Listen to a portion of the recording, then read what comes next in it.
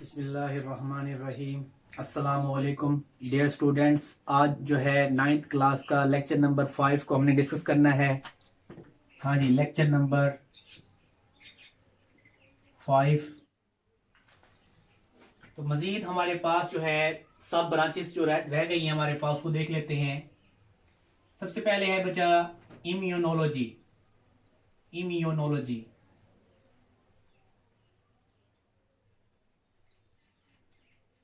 अब बेटा हमारे पास इम्यूनोलॉजी का मतलब क्या होता है, इसको देख लेते हैं। पहले पहले इम्यून और लॉजी। अब जहां भी वर्ड आ जाएगा बेटा इम्यून का, तो आपने समझ जाना है कि इम्यून का मतलब होता है मुदाफियत, मुदाफती निज़ाम। ठीक है बेटा, मुदाफती निज़ाम। वैसे इसका मतलब होता है मुदाफियत, जबकि लॉजी का पता है आपको, स्टडीइंग, मुताला करना, मुताला करना। तो हम सिंपल लिख सकते हैं कि the branch of biology, branch of biology, biology की वो शाख विच डील्स, जिसका ताल्लुक है, हाँ जी, which deals with study of, with study of immune system of organism. किसे बचा? Immune system of organism. अब बेटा ये जो इम्यून सिस्टम है, मुदाफती जो निजाम है हमारा, कौन सा होता है? जैसा कि हमारे जिस्म में बेटा व्हाइट ब्लड सेल्स होते हैं। हाँ जी, white blood cells, WBC, white blood cells. बेटा ये हमारे इम्यून सिस्टम होते हैं। ठीक है, मुदाफती निजाम होते हैं। ठीक है, जो कि जिस्म में एंटीजन के खिलाफ, यानी जो जिस्म में हम जो खुराक ले रहे हैं उसमें बैक्टीरिया हैं, वायरसेस हैं, उनके खिलाफ एंटीबॉडीज पैदा करते हैं। ठीक है, एंटीबॉडीज पैदा करके मुदाफित जिस्म में लाते हैं। ठीक है, तो इसको कह सकते हैं, हमारे पास बयान कर सकते हैं इम्यूनोलॉजी को, इम्यूनोलॉजी को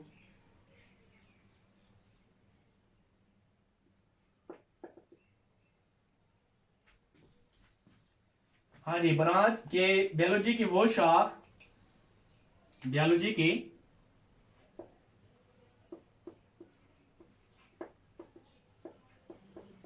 वो शाख जिसका ताल्लुक, जिसका ताल्लुक जानदारों के मुदाफती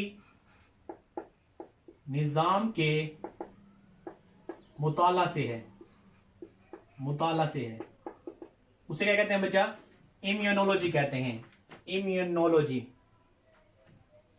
ठीक है, अब मिसाल के तौर पे white blood sales, white blood cells. बेटा जिस्म के जो सुर्ख खुली, सॉरी, जिस्म के जो व्हाइट हमारे पास सफेद खुली होते हैं, वो हमारे जिस्म में क्या पैदा करते हैं? एंटीबॉडीज पैदा करते हैं। कि जो भी एंटीजन, ठीक है बेटा, केमिकल्स, कोई भी फॉरेन पार्टिकल्स जिस्म में इंटर होता है, दाखिल होता है, तो हमारा जो व्हाइट ब्लड सेल्स होते हैं ये फौरन मुतारिक हो जाते हैं, स्टिमुलेट हो जाते हैं, और उनके खिलाफ जो है, एंटीजन के खिलाफ जो है एंटीबॉडीज पैदा करना शुरू कर देते हैं। तो इसको कहते हैं इम्यूनोलॉजी। इम्यूनोलॉजी में बेटा स्टडी करते हैं हम। नेक्स्ट है पैलियोंटोलॉजी, पैलियोंटोलॉजी। बेटा ये भी दो अल्फाज हैं, पैलियन और हमारे पास टोलॉजी। जी बेटा, पैलियन और लॉजी, दो अल्फाज है बेटा। पैलियन का मतलब क्या होता है? बेटा पैलियन का मतलब होता है फोसिल्स, जबकि लॉजी का पता है आपको, मुताला करना, स्टडीइंग। ठीक है, सवाल हमारा ये है सर फोसिल्स क्या है, इसको भी देखेंगे बाद में। तो पहले ब्रांच को डिस्कस कर लेते हैं बच्चा, कि branch of biology, branch of biology which deals, जिसका ताल्लुक है, with study of, with study of fossils, जिसका ताल्लुक इसे बेटा फोसिल्स के मुताला से है। तो हम लिख सकते हैं यहां पे पैलियोंटोलॉजी को बयान कर सकते हैं, पैलियोंटोलॉजी।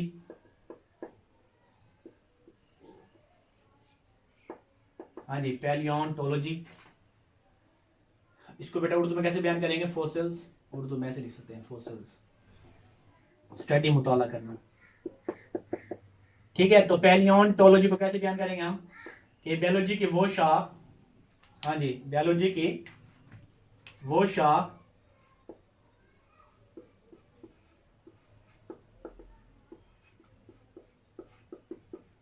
जिसका ताल्लुक किससे बचा? फॉसिल्स के मुताला से है, फॉसिल्स के मुताला से है।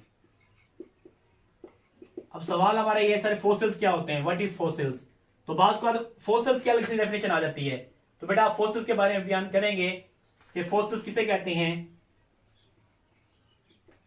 हाँ जी बेटा, फॉसिल्स कहते हैं जो जानदार कई हजार साल पहले नापैद हो चुके हैं बेटा, कि खत्म हो चुके हैं, इस दुनिया से खत्म हो चुके हैं। तो उनकी जो बाकियात होती हैं, हड्डियां वगैरह जो होती हैं, ठीक है, उन बाकियात को हम क्या कहते हैं? फॉसिल्स कहते हैं। हाँ जी, रिमेनिंग ऑफ एक्सटिंक्ट, हाँ जी, रिमेनिंग ऑफ एक्सटिंक्ट ऑर्गेनिज्म। बेटा ये जो हमारे पास एक्सटिंक्ट कहते हैं, नापैद, नापैद जानदार कौन से होते हैं? जिसका हमारे ऐसे जानदार कि हमारे पास सच टाइप ऑफ ऑर्गेनिज्म के ऐसे जानदार जिसका जो है कोई भी जानदार किसी इकोसिस्टम में मौजूद ना हो। There is no organism in any ecosystem, किसी भी इकोसिस्टम में उसको उस तरह का कोई जानदार मौजूद ना हो, उसे हम कहते हैं बेटा ये एक्सटिंक्ट है, नापैद हो चुके जानदार हैं। रिमेनिंग कहते हैं बाकियात को, ऑफ एक्सटिंक्ट कहते हैं नापैद ऑर्गेनिज्म के जानदारों की, कि जानदारों की बाकियात को क्या कहते हैं? फॉसिल्स कहते हैं, जो हड्डियां वगैरह उधर बचती हैं। ठीक है, फॉसिल आप लिख सकते हैं यहां पे, फॉसिल्स किसे कहते हैं? आप कहेंगे कि फॉसिल्स से मुराद, फॉसिल से मुराद नापैद हो चुके, नापैद हो चुके जानदारों की बाकियात, जानदारों की बाकियात को फॉसिल्स कहते हैं बेटा। तो ये डेफिनेशन हमारी क्लियर हो चुकी है। इसके बाद नेक्स्ट की तरफ चलते हैं हम।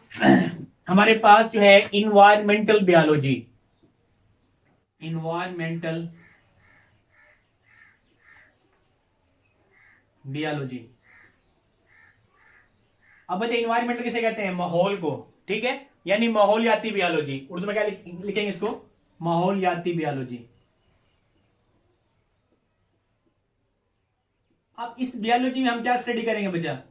इस बायोलॉजी में हम जो है जानदारों और इनके माहौल के माबैन जो इंटरेक्शन होते हैं, जो तामुलात होते हैं, उनको स्टडी करते हैं। ठीक है, इस बायोलॉजी की शाख में हम लिखते हैं यहां पे ब्रांच ऑफ बायोलॉजी। हाँ जी, ब्रांच ऑफ बायोलॉजी, बायोलॉजी की वो शाख विच डील्स, जिसका ताल्लुक है, विच डील्स विद स्टडी ऑफ, हाँ जी, स्टडी ऑफ, ठीक है भाई, which deal with study of the, या लिखते हैं बेटा द रिलेशनशिप, ठीक है भाई, या स्टडी ऑफ लिखते हैं पहले, स्टडी ऑफ रिलेशनशिप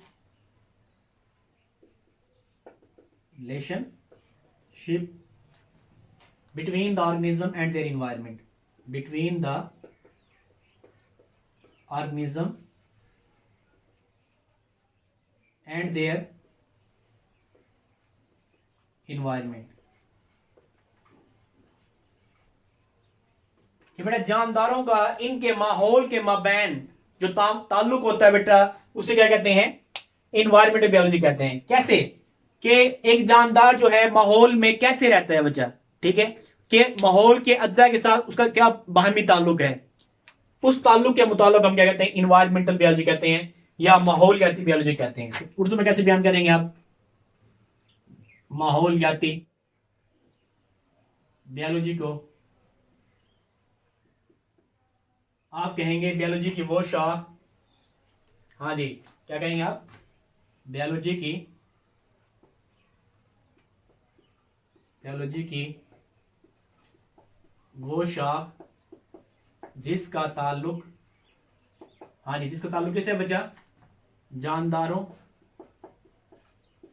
और इनके माहौल के माबैन ताल्लुक के मुताला से है, ताल्लुक के मुताला से है।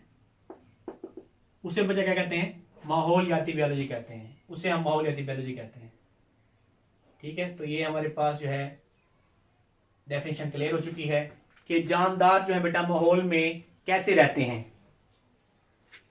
तो ये आज का हमारा लेक्चर था। इसी के साथ ही मुझे इजाजत दें, नेक्स्ट इंशाल्लाह जिंदगी रही तो नेक्स्ट लेक्चर में मुलाकात होगी। अल्लाह हाफिज।